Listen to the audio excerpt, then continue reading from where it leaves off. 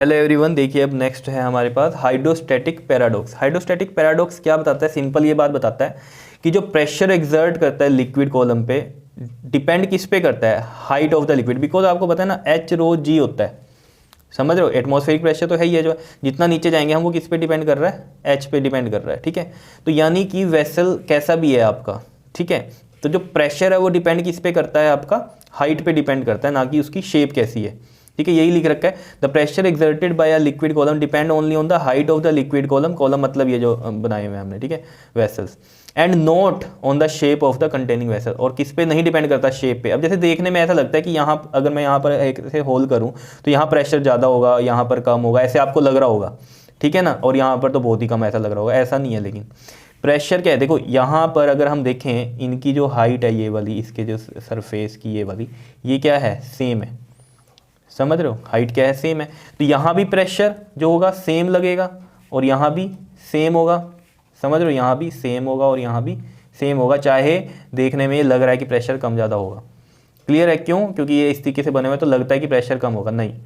Height देख लो इनकी कितनी है, बराबर है, तो ऑब्वियस ही बात है प्रेशर क्या होगा? इस हाइट पे क्या होगा प्रेशर आपका? जैसे एटमॉस्फेरिक प्रेशर है तो उसके अकॉर्डिंग अगर इस पे मैं निकाल लूँगा यहाँ पर प्रेशर इस पॉइंट पे, तो वो क्या होगा? एच रो जी इंक्रीज कर रहा होगा हर जगह, समझ रहे हो?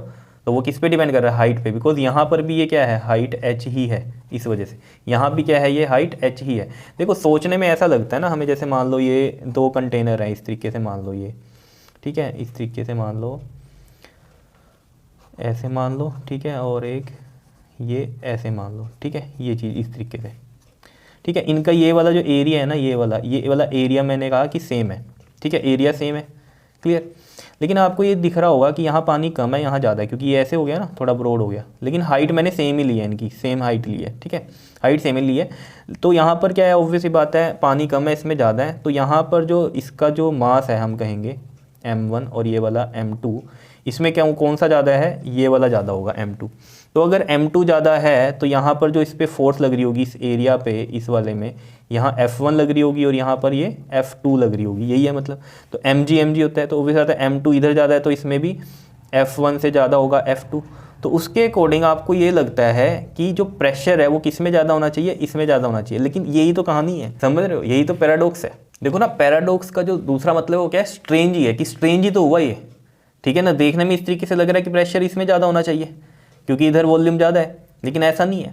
हाइट तो सेम है ना, क्योंकि जो आपके पास प्रेशर बनता है वो क्या है? एच रो जी है। ये देख लो, इंडिपेंडेंट है किसी फोर्स से यहाँ पर और किसी भी जो है एरिया से। क्लियर है? ठीक है ना। तो यानी कि किस पे डिपेंड करता है प्रेशर? यहाँ हाइट ऑफ द जो है लिक्विड, ठीक है ना। तो यहाँ पर ये हाइट लिक्विड की ये भी सेम है, यहाँ भी सेम है, यहाँ भी सेम है, यहाँ भी सेम है। तो ऑब्वियस बात है प्रेशर क्या होगा नीचे यहाँ पर सब में सेम होगा, बिकॉज हाइट सेम है, चाहे वेसल कैसा भी है आपका, ठीक है। इसको दूसरे तरीके से ऐसे भी समझ सकते हो, जैसे मान लो ये मैंने बनाया आपका यहाँ पर, ठीक है। जैसे यहाँ से हमने क्या किया? वाटर डाला, यहाँ से डाल लो, चाहे यहाँ से डाल लो, यहाँ से डाल लो, कहीं से डाल लो। जैसे यहाँ से हमने जब वाटर डाला तो यहाँ पर सबसे पहले क्या होगा? आपको देखने में ऐसे लगेगा कि यहाँ से पानी जाएगा और सबसे पहले इधर भरेगा, छोटे वाले में, समझ। ऐसा नहीं होगा, पानी आया यहाँ से, ठीक है, यहाँ आया, तो ये क्या होगा आपके पास? पहले ये वाला पूरा फिल होगा, ठीक है, इस तरीके से पूरा फिल होगा। फिर उसके बाद आपको लगेगा शायद ये छोटे वाले में पहले जाएगा, नहीं।